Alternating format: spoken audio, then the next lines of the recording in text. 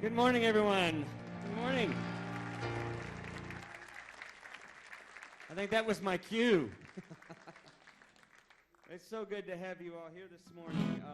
And of course, there's I'll introduce Ken in just a second. But a couple of things, just real quickly, as we get started this morning. You have the blue pads. Please register your attendance. Put your email down there so that we can keep up and make sure that our records are getting cleared up and cleaned up. And then the other two things quickly is that we're starting back our wine and wishful thinking on Mondays at Wine House on Park Place, right off of 8th Avenue. We had about a dozen or so folks there the last time. Hope you can join us for some reflection and just kind of enjoying each other's company and thinking a little bit about what we're all about. And then the other thing is on June 15th, you'll see it in your bulletins. Just make sure you note down there that we're having our first community gathering in a long time, and hope you can be a part of that. More on that in the next week or so. And then finally, but not least of all important here, we have Ken Medema with us. And we are so excited, so thankful that he was over here doing a musical with the Children's First Service, and Taylor Davis had told me about a month ago or so that he was going to be here. Could we use him for anything? And it's like everything. So we are just fortunate and lucky that he could join us, and looking forward to the morning together. You picked a good day to be here. So let's get started.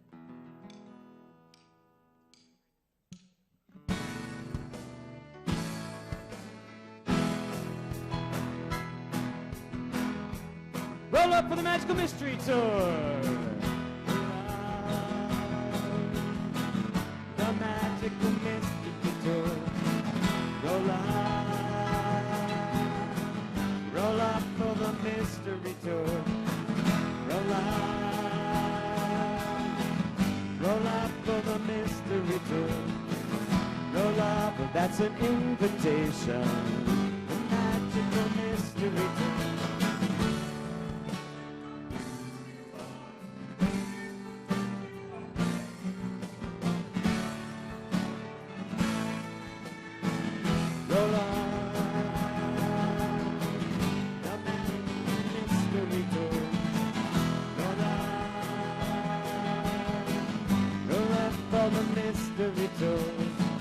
Roll up, we've got everything you need. Your satisfaction guaranteed.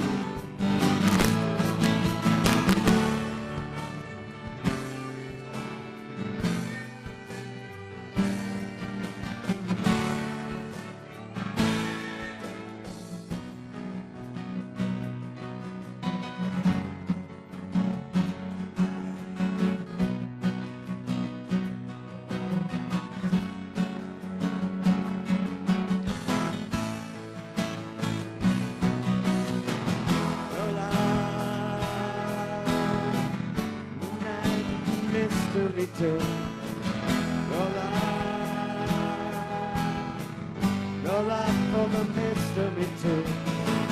Roll up, that's an invitation.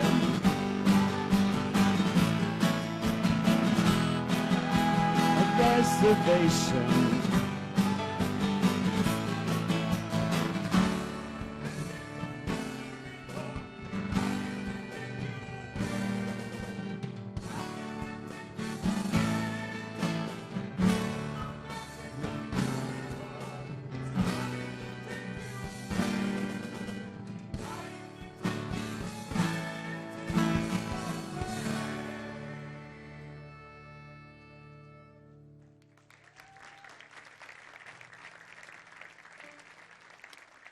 Well, it's so good. Let's all stand together. And because Brad is absent today, as well as a number of other folks, we're sort of winging it a little bit here, so we'll do the invocation from up here.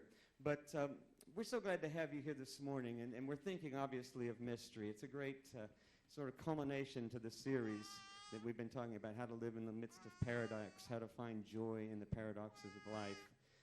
And here we find it at the conclusion. Maybe we find it in how we celebrate the mystery that's around us from moment to moment. So let's invite God into our presence.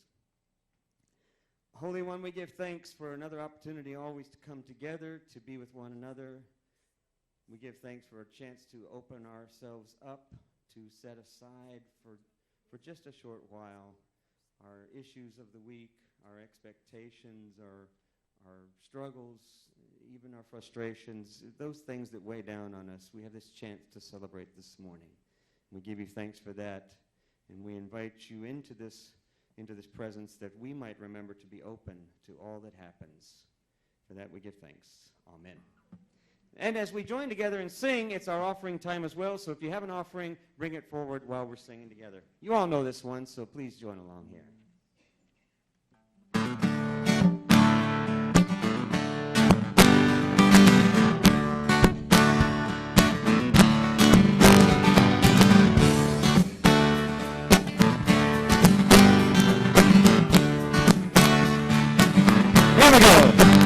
There's a reason for the sunshine and sky, and there's a reason why I'm feeling so high. Must be the season when that love light shines all around us.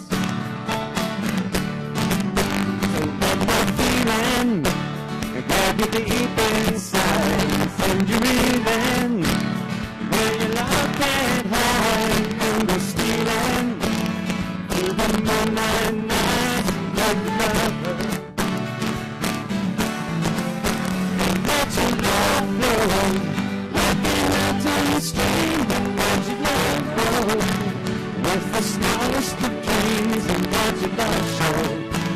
And you know what I mean, it's the reason. And let your love flow like a boat on the wind, and let your love all living things, and let your light shine. And you know what I mean, it's the season.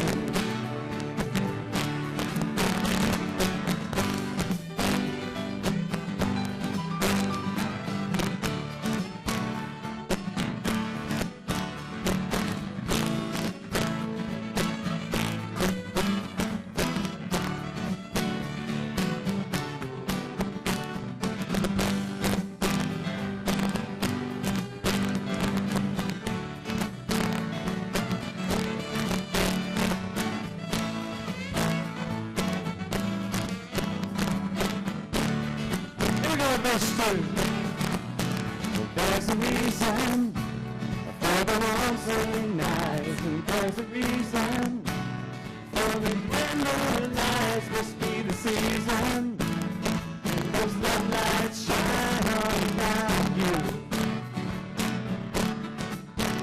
Let that wonder take you into space and lay you under.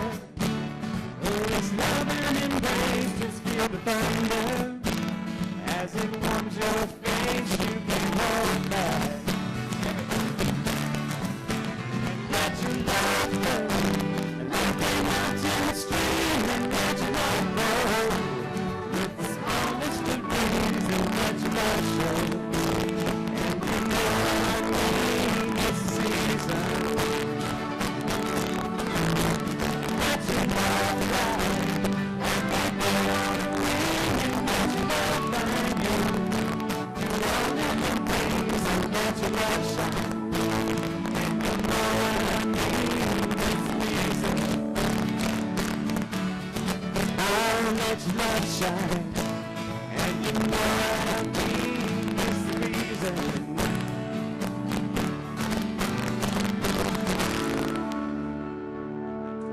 Oh, don't you sit down yet?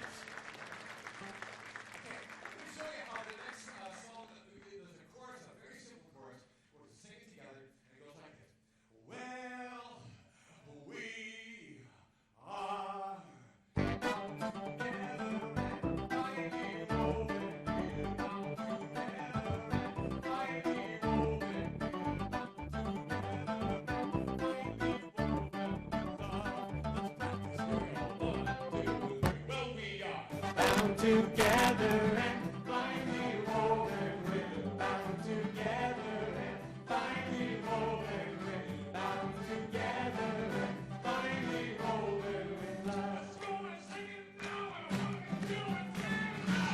Bound together and finally woven, we're bound together and finally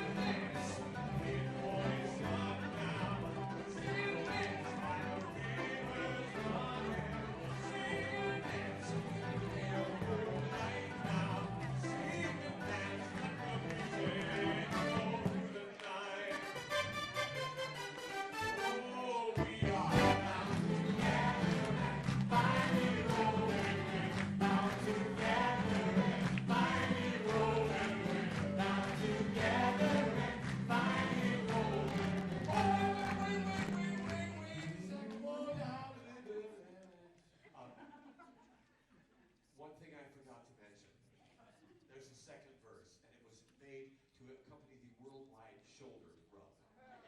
So if you kind of rub shoulders with 38 or 9 people, 1, 2, bound together and finally rolling with, bound together and finally rolling with, bound together and finally rolling with, rolling, Eagles rolling, banging in the west, finally rolling with, bound together and finally rolling with, bound together and finally rolling with. One more verse. I'm sorry. The last verse was intended to accompany the worldwide hugathon. 1, 2, 3. There we go. Bound together, finally rolling with, bound together, finally rolling with, bound together, finally rolling with. Sing that chorus. There we go. Bound together, finally rolling with, bound together, finally rolling with, bound together, finally rolling.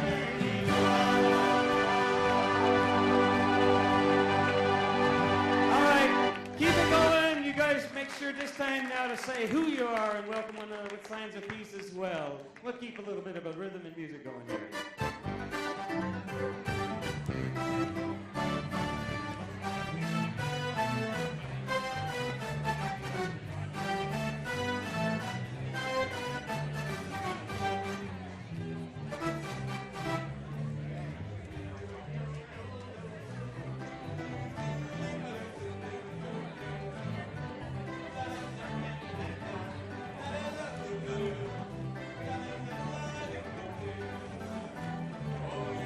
All right. Thank you. Have a seat.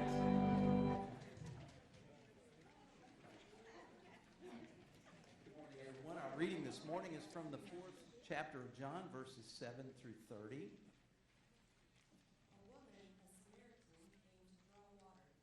Jesus said, "Would you give me a drink of water?"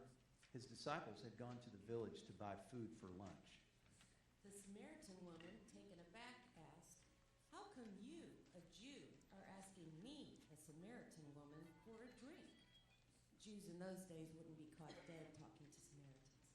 Jesus answered, "If you knew the generosity of God and who I am, you would be asking me for a drink, and I would give you fresh, living water." The woman said, "Sir, you don't even have a bucket to draw with, and this well is deep. So how are you going to get this living water? Are you a better man than our ancestor Jacob, who dug this well and drank from it, he and his sons and livestock, and passed it down to us?" Jesus said, "Everyone who drinks this water will get thirsty again and again. Anyone who drinks the water I give will never thirst, not ever. The water I give will be an artesian spring within, gushing fountains of endless life." The woman said, "Sir, give me this water so I won't ever get thirsty, won't ever have to come back to this well again." "Go call your husband and then come back."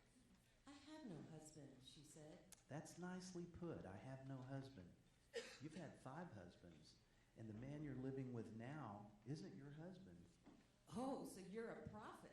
Well, tell me this. Our ancestors worshiped God at this mountain, but you Jews insist that Jerusalem is the only place for worship, right?" "Believe me, the time is coming when you Samaritans will worship God neither here at this mountain nor there in Jerusalem. But the time is coming. It has in fact come when what you're called will not matter, and where you go to worship will not matter. It's who you are and the way you live that count before God. Your worship must engage your spirit in the pursuit of truth. That's the kind of people God is looking for, those who are simply and honestly themselves in their worship. God is sheer being itself, spirit. Those who worship God must do it out of their very being, their spirits, their true selves in adoration." The woman said, "I don't know about that. I I do know that the Messiah is coming. When he arrives, we'll get the whole story. I am he, said Jesus. You don't have to wait any longer or look any further. Just then his disciples came back. They were shocked. They couldn't believe he was talking with that kind of woman. No one said what they were all thinking, but their faces showed it. The woman took the hint and went back to her village, and in her confusion, she left her water pot. Back in the village, she told the people, "Come see a man who knew all about the things I did, who knows me inside and out. Do you think this could be the Messiah?"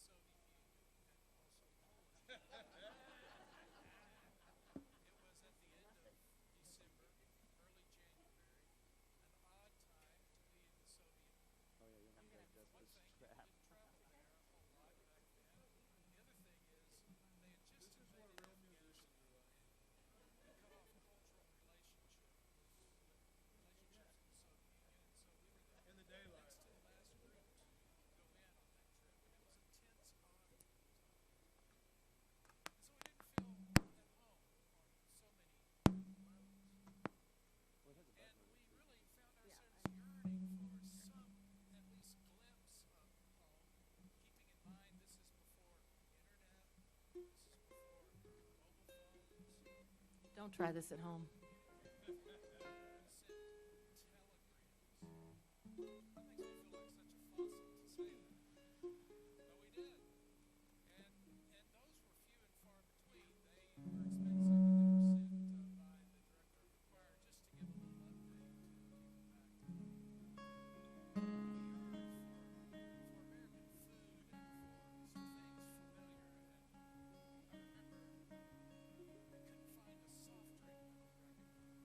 I come here to bear you my soul, to make this thing whole. I come here.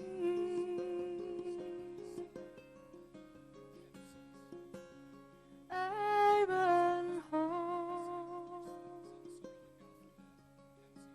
to find my way back to the love that I lack. I run home, and there is peace in the broken. There's a peace in the fall. But if your heart is open, it's not empty at all. And the sweetest surrender I have ever known, or that I can remember. I was standing here alone, but I was not alone, no, no.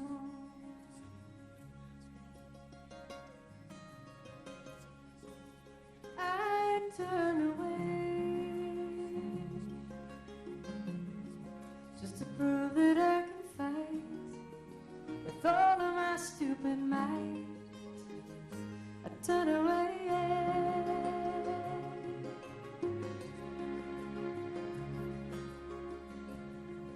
So I say to you,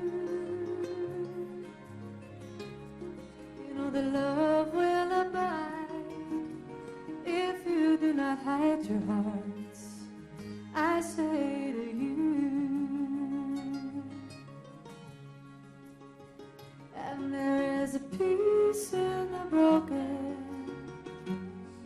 there's a peace in the fall. But if your heart is open, it's not empty at all. And the sweetest surrender I have ever known, or that I can remember. I was standing here alone, but I was not alone. No.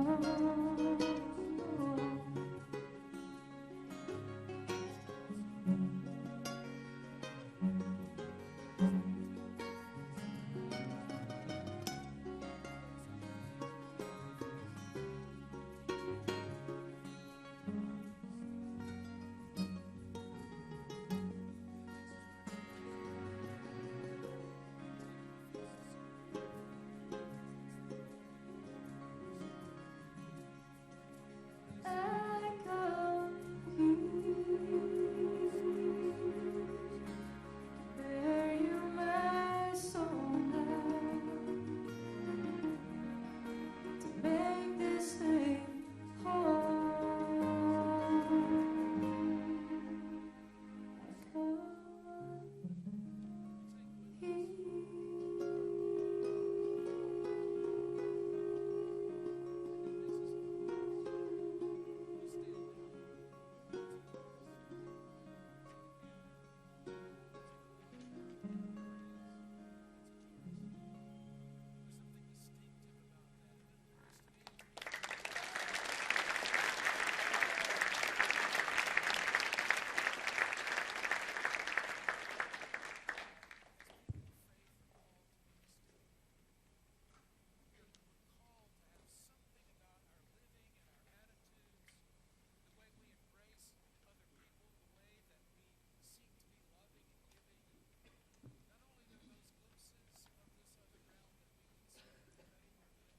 The Greek word for spirit is pneuma, or breath. As we pause for the Spirit to move among us, catch your breath. Close your eyes. Allow your body to be still, to relax, to simply be. As we listen to Tom play the shakuhachi, you are invited to center your awareness upon your breath. As each note is played, feel the movement of your breath flowing into your body and flowing out once more.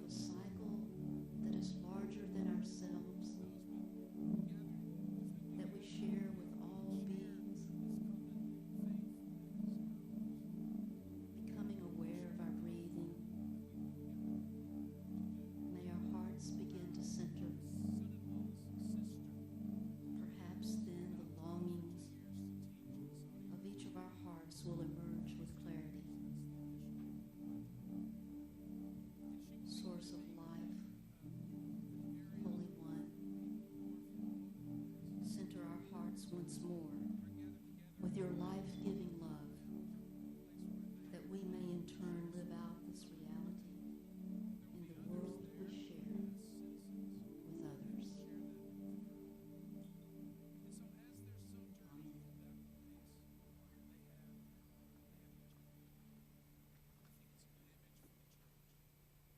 Well, I asked Melinda Smoot to go over and get the older bamboo flute because it played so well last week. It's cracked right at the split where the mouthpiece, where you blow over it. It's got the tiny little nick, so I'm not sure what that is. The newer one, which is actually harder to play, sitting back there on the counter, so go figure. Our sound person, Austin, is out today. So we're lucky to have Ken's partner in crime, Beverly, in the back, working both his sound as well as the rest of our sound. So we're real fortunate to have her in today. But as such, we didn't have any of the wireless mics ready as well. So today I'm going to speak from up here. And of course, I put the flowers there so that everyone could see Ken. But now that's all right. Just peek over the tops and look at you all. And I just have a few points to share with you about this idea of mystery. And it's very close to home for me because, obviously, I spend a lot of my time in that realm. But also because I think there's so much truth to this idea of learning to be present in mystery, learning to be open to what happens to us, that invites us to be a part of what Jesus was calling in our story, what Jesus called living water, this abundant life. We always think of that as an eternal life kind of issue, and I think it's, in fact, a very present, a very real here and now reality that oftentimes we're just not in touch with. If you listened to or read the blog this past week, I sent out a blog, just a short one, last minute on Friday, and I'll just tell you quickly the story that was at the top of it. Nasruddin Hoja, talked about him many times in here. Nasruddin Hoja is the Eastern fool that often has insights that baffle everyone in his foolishness. So one day he's decided he's tired of the chaos in his life.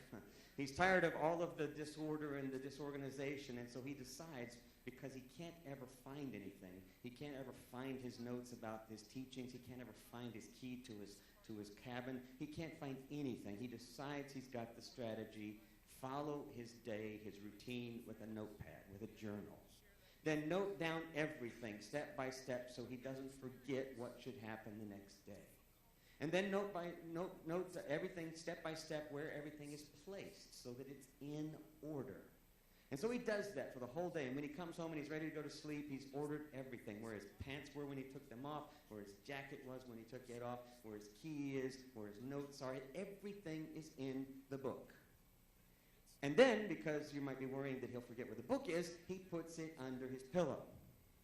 He goes to sleep, the soundest sleep he has had in many, many days. Wakes up the next morning, and to his great joy, there's the journal. Opens it up step by step, follows it, retraces every move, every action. It's exactly where it's supposed to be. And he's finally dressed, and he's ready, notebook in hand. And that's when it suddenly occurs to him. He says, everything is in order. Where am I? Isn't that kind of the way it is?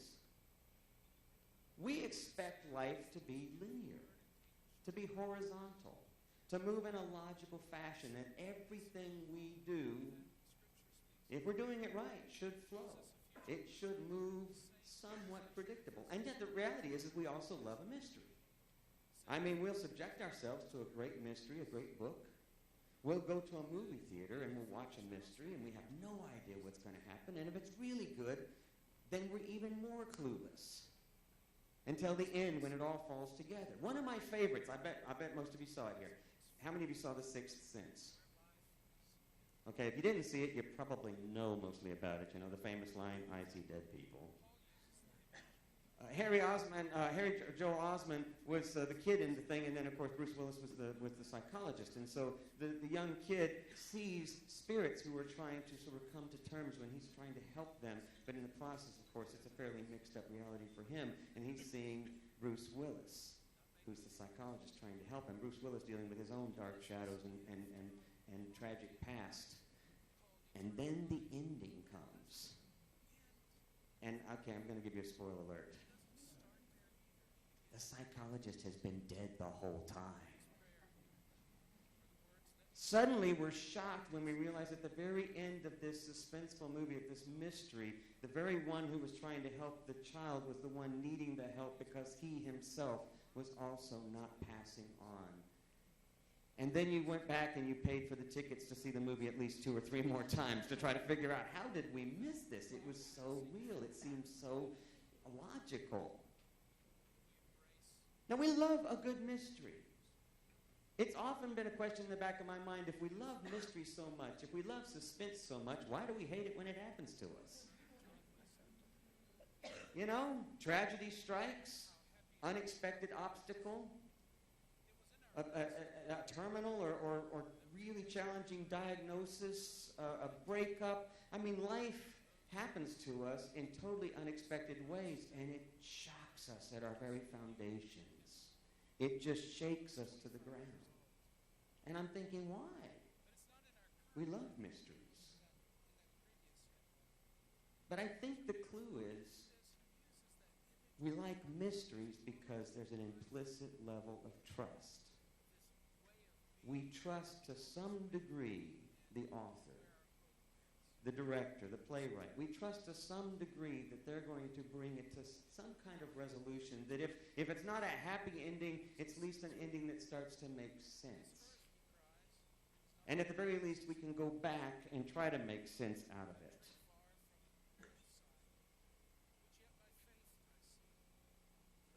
Life ought to make sense. It'd be great if we could go back and go, now I see why that happened. Now I see what caused that. And even better if we could go back and go, I'm not going to do that this time. This time I'm going to do it differently. But in reality, that doesn't happen. In reality, we are shaken to our foundation sometimes with the kinds of things that happen. It may not be true for many of you. If not, you certainly know folks who are like this. We're like Hoja Nasruddin. We try to order everything. We try to put it in its logical place. We try to raise our kids exactly the way we think and we've been taught, or that we've studied. We try to do everything the way by the book. We try to live our life according to a faithful religious response, a faithful spiritual response. We try to live as according to how we think God wants us to live. And then sometimes I think we even co-opt our beliefs in such a way as to say that because we believe this way, God will be good to us. I've talked over the last number of weeks about how much of our lives are motivated by fear, and that it's our normal instinctive part of our life. It's part of our DNA, and yet it's where we default to. And so we order our beliefs in that same linear, horizontal fashion. If we do this, then it ought to happen this way. And when it doesn't, we're struck by wondering, well, where's the author? And then how do we put it together?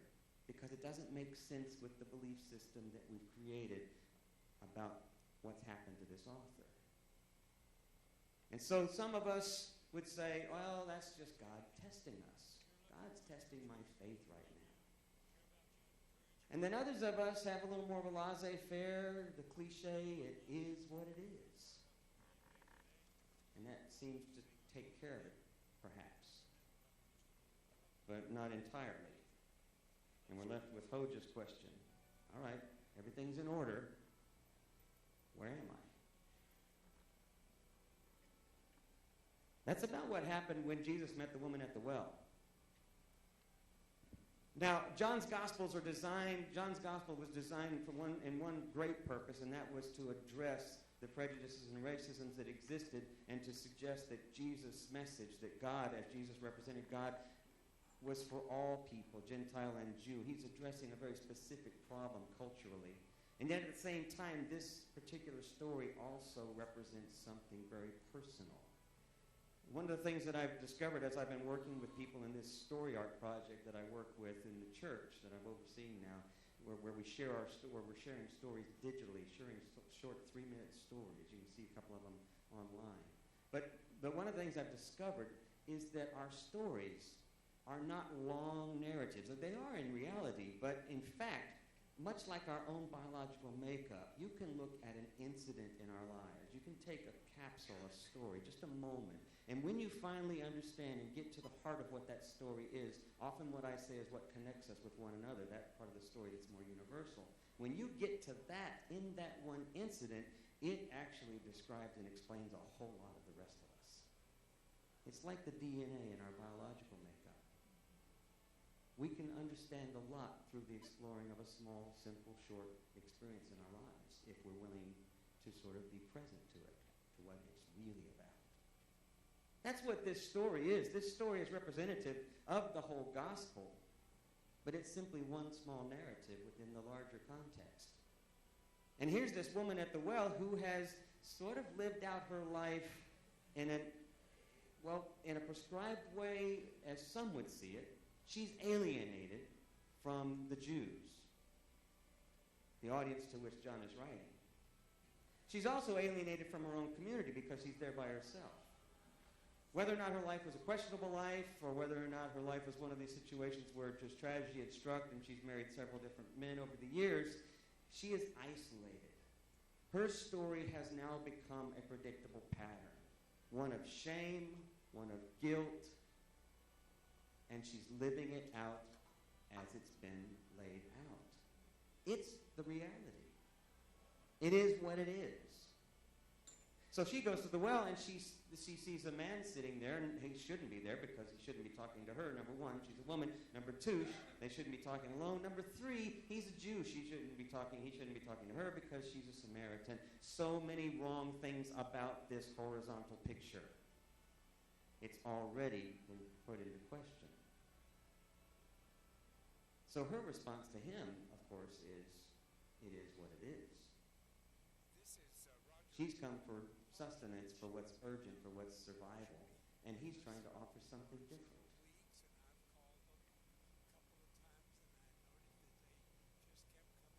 My wife and I went through a very difficult time some years back. Some of you know this, many of you, in fact, I think I've mentioned some of you know this personally, but our oldest son went through a very difficult time, about 7 years of methamphetamine addiction.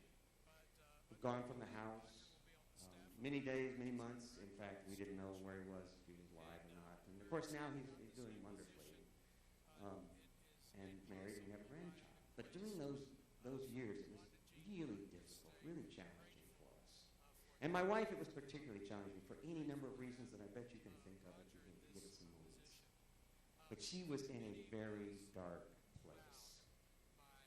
I was asking her if it was all right for me to talk about this because it's one of the illustrations that I think the story raises. And she was fine with that. But what made it even darker for her was that her father had died, who was like her soulmate, in the middle of all of this other happening.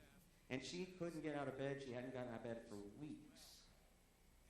And I'd stuck around the house, but I was still traveling and touring and stuff. So I was at a local school nearby doing some stuff with kids when I got a phone call. And it was from the house, and I freaked at first. I was so concerned. And when I answered the phone, my wife was laughing.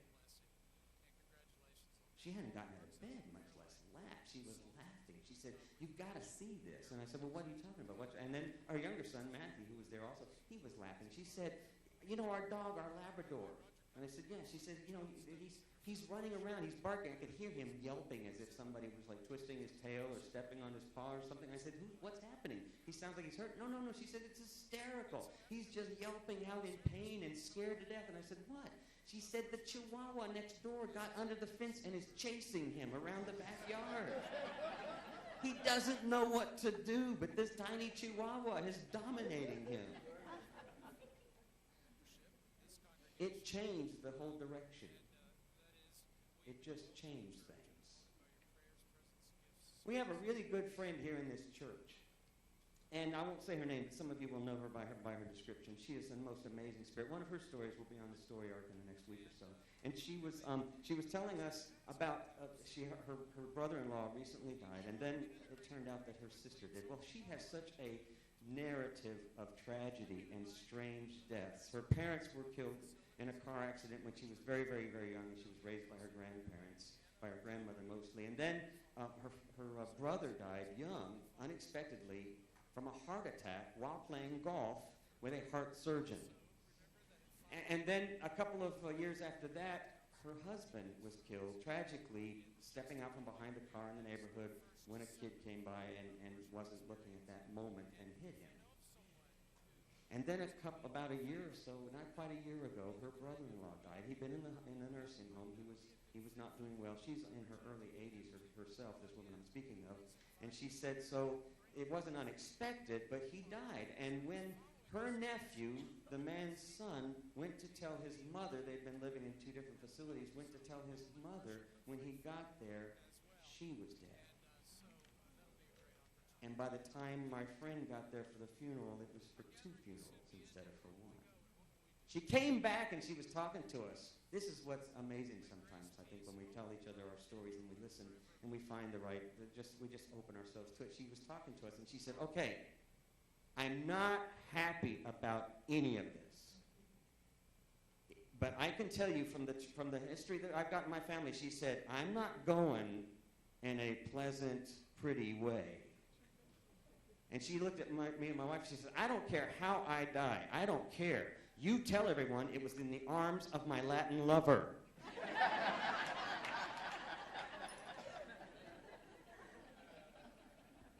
If she could find one. Sometimes I think that the tragedies and the mystery of our lives are difficult because our lives don't move in orderly fashions. They don't move horizontally like we think they should. But the challenge is for us to be present to the vertical, for us to be present to the kairos, to the presence of the divine in our midst, to the presence of God in our midst.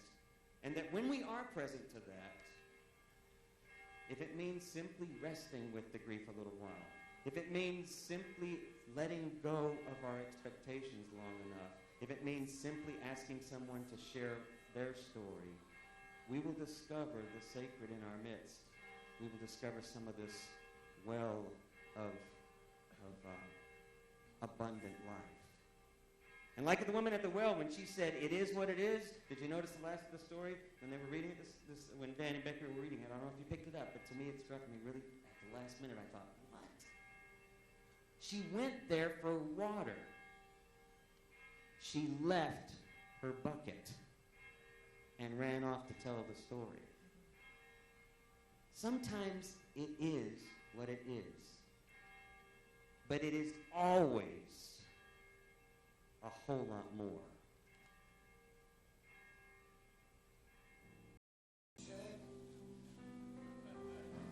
You think that everything's just fine. You get to the moment, performance, and the audio leaves you far behind. Played the shakuhachi, and it was just fine yesterday. And somehow, in a manner that you just don't understand, the thing became cracked. It won't play. Oh God, it's a mystery. Yes, it's a mystery.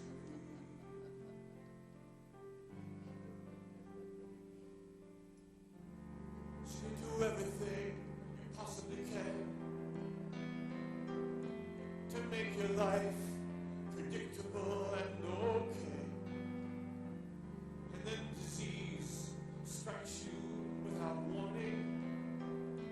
And then depression comes crawling your way.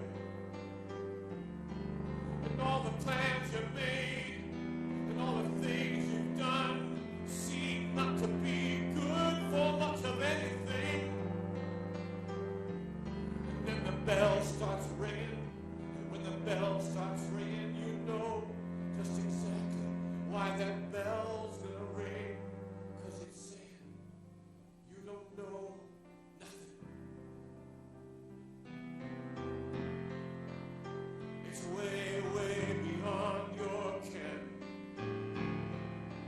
You don't know anything, and the mystery is coming around again.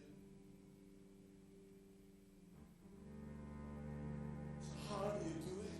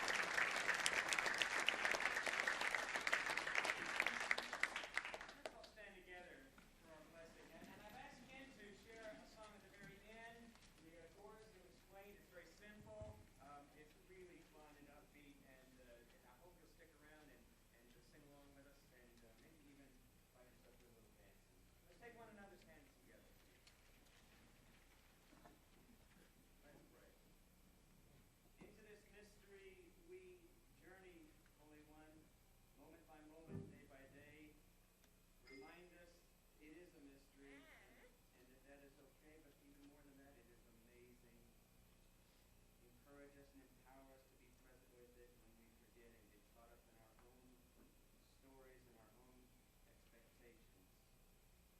It is what it is, but it is so much more, and we give thanks. Bless us as we explore and as we are here for one another. Amen. Our chorus is really simple. I'll sing it to you first, and we'll sing it together. It goes like this. We'll walk no longer in the darkness. We'll walk no longer in the night. We'll walk together in the morning. We'll walk together in the light. We'll walk no longer in the darkness. We'll walk no longer in the night. We'll walk together in the morning. We'll walk together in the light. Let's try it. 1, 2, 3. We'll walk no longer in the darkness. We'll walk no longer in the night.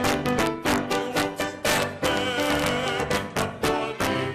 We'll walk together in the... Good. Now you've got the chorus. Now what you need to know is the chorus doesn't come right away. The chorus comes a little bit later in the song. But before the chorus comes, your main job is to dance. 1 and 2 and...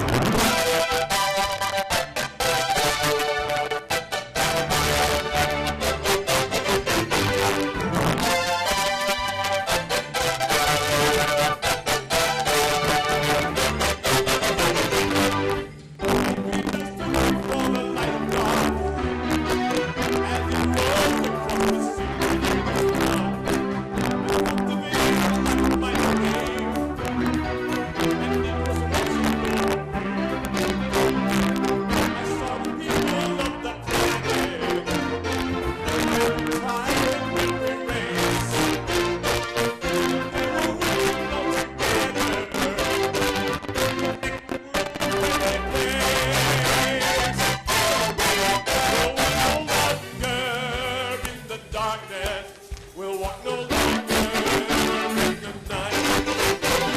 Together in the morning. Together in the light. We'll walk no longer in the darkness.